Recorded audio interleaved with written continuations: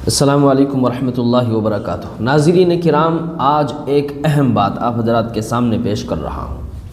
اور وہ یہ ہے کہ ایک بات عام طور سے ہم دیکھ رہے ہیں کہ مسلمانوں کے درمیان بڑی تیزی سے پھیل رہی ہے، اور وہ یہ ہے کہ سارے مذہب ایک ہیں، سارے مذہب کی تعلیم صحیح ہے، سارے مذہب کی منزل ایک ہے، سارے مذہبوں کا راستہ ایک ہے، صرف طریقے کا فرق ہے، صرف نام کا فرق ہے، اور سارے مذہب میں جتنے معبود ہیں وہ سب ایک ہی ہیں، روپ الگ الگ ہیں، نام الگ الگ ہیں، بات ایک ہی ہے۔ کیا یہ بات درست ہے؟ میں تمام مسلمانوں سے یہ درخواست کرنا چاہتا ہوں، اور میرا ان سے یہ سوال ہے کہ اگر سارے مذاہب اور دھرم ایک ہیں تو پھر یہ حق و باطل کی مار کا آرائی کیوں ہے؟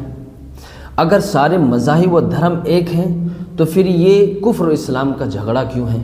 اگر سارے مذاہب ایک ہیں تو یہ صحیح اور غلط کی ہنگامہ آرائی کیوں ہے؟ اگر سارے مذاہب ایک ہیں تو پھر یہ نور و ظلمت کا جھگڑا کیوں ہے؟ اگر سارے مذاہب کا راستہ اور منزل ایک ہے تو پھر اللہ تعالیٰ نے حضرات انبیاء کرام علیہم السلام کو اس دنیا میں لوگوں کی ہدایت کے لیے کیوں بھیجا؟ اور اللہ رب العزت نے اپنی مقدس اور پوتر کتابوں کو کیوں نازل فرمایا؟ اگر سارے مذہب کے معبود بھی ایک ہی ہیں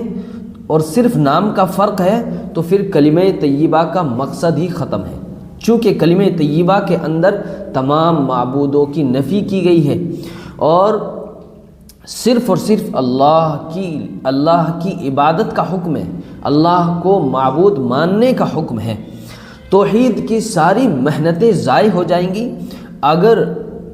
صرف نام ہی کا فرق ہے۔ توحید کو دنیا میں برپا کرنے کے لیے حضرات انبیاء کرام علیہم السلام نے، ان کے صحابہ نے، ان کے حواریین نے، ان کے پیروکاروں نے اور ان کے ماننے اور جاننے والوں نے جتنی محنتیں کی ہیں وہ سب بے سود ٹھہریں گی۔ تو پھر ان سب باتوں کی ضرورت ہی کیا تھی؟ اللہ رب العزت کو صرف یہ کہہ دینا تھا کہ دنیا میں جتنے مذاہب موجود ہیں یہ وجود میں آ چکے ہیں، یہ آئندہ قیامت تک آئیں گے، وہ سب صحیح ہیں، ان میں سے جس کی بھی اتباع کر لو، جس کی بھی پیروی کر لو، وہ سب تم بالکل راہ راست پر آ جاؤ گے، اور ان تمام مذاہب کے راستے مجھ تک ہی پہنچتے ہیں، ان کا مقصد ہی اور مقصود ہی میں ہوں، لہٰذا اللہ رب العزت کو یہ کہہ دینا چاہیے تھا، اور یہ اتنی ہی بات کافی تھی۔ کیا کسی کتاب میں جو آسمانی کتابیں ہیں، مقدس اور پوتر کتابیں ہیں، یہ بات لکھی ہے؟ کیا کسی پیغمبر نے، کسی نبی نے، کسی اہل علم نے یہ بات کہی ہے کہ سارے مذہب ایک ہیں، سارے معبود ایک ہیں؟ اگر نہیں تو پھر یہ کہنا کیسے درست ہوگا کہ سارے مذہب ایک ہیں، سارے دھرم ایک ہیں، ان کی تعلیم صحیح ہے، ان کے جتنے معبود ہیں وہ سب ایک ہی ہیں، ان کے نام الگ ہیں، ان کے روپ الگ ہیں؟ میں یہاں پر ایک بات کی وضاحت کر دینا چاہتا ہوں، اور بطور خاص مسلمانوں سے، تمام دنیا کے لوگوں سے بھی عام ہے، اور بطور خاص مسلمانوں سے، کہ